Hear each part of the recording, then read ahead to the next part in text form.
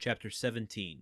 The Abbé's Chamber. After having passed with tolerable ease through the subterranean passage, which, however, did not admit of their holding themselves erect, the two friends reached the further end of the corridor, into which the Abbé's cell opened. From that point the passage became much narrower, and barely permitted one to creep through on hands and knees. The floor of the Abbé's cell was paved, and it had been by raising one of the stones in the most obscure corner that the Faria had been able to commence the laborious task of which Dante had witnessed the completion. As he entered the chamber of his friend, Dante cast around one eager and searching glance in quest of the expected marvels, but nothing more than common met his view. "It is well," said the Abbé.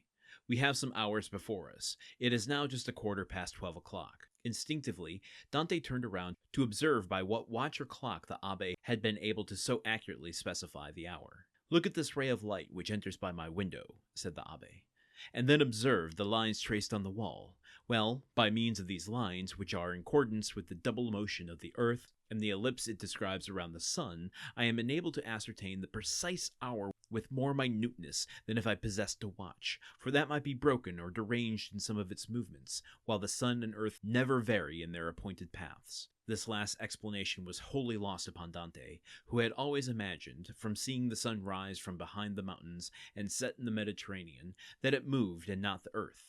A double movement of the globe he inhabited, and of which he could feel nothing, appeared to him perfectly impossible. Each word that fell from his companion's lips seemed fraught with the mysteries of science, as worthy of digging out as the gold and diamonds in the mines of Guzarat or Golconda, which he could just recollect having visited during a voyage made in his earliest youth. "Come," he said to the Abbé, "I'm anxious to see your treasures." The Abbé smiled, and, proceeding to the disused fireplace, raised, by the help of his chisel, a long stone, which had doubtless been the hearth, beneath which a cavity of considerable depth, serving as a safe depository of the articles mentioned to Dante. "What do you wish to see first?" asked the Abbé. "Oh, your great work on the monarchy of Italy." Welcome to Chapter 17. We are just picking right up where we left off in Chapter 16. And I'm going to warn y'all folks now, this is a long chapter. Maybe the longest we've covered yet. So I hope you'll stick with me as we go through it. Let's just acknowledge a few things here that is happening in this passage. Not to belabor the point, but I think the fact that we are consistently talking about this probably indicates the significance it's going to have on Dante and the story.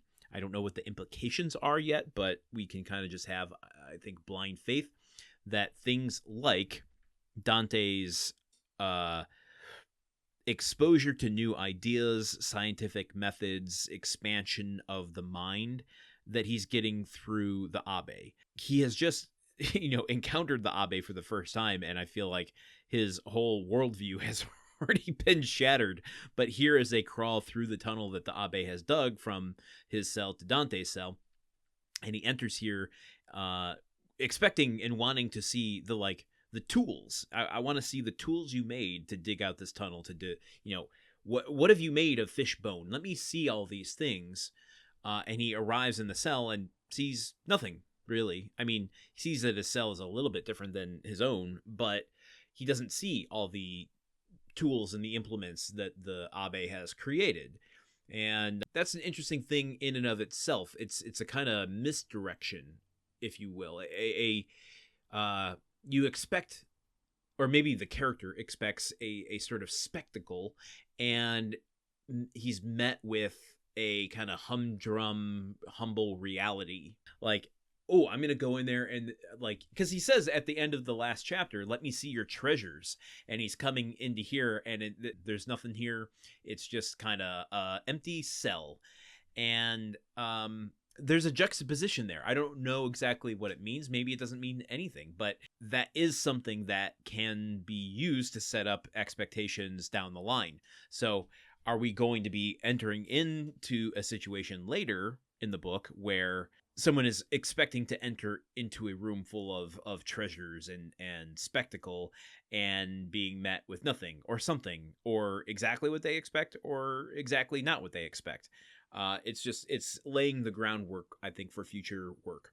But I think one of the more important things here to keep in mind is this idea of expanding his mind in terms of science.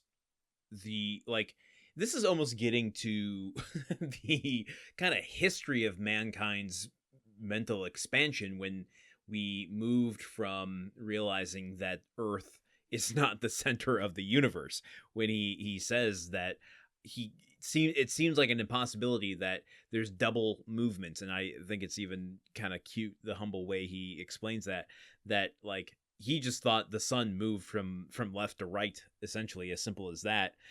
He had no idea to even consider that the Earth is also moving in addition to the sun moving. And that this all can be used more accurately to tell time than a watch, because he's looking around for some sort of time-telling implement that isn't there, and the Abbé is like, this ray of sun that comes through the window and makes a mark on the wall is far more reliable than any mechanism can ever be.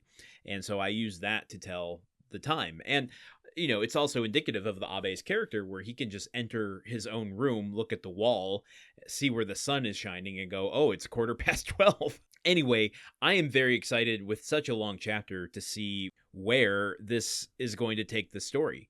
So I hope you will continue to join me as we venture forth into the waters of Chapter 17. Okay, goodbye.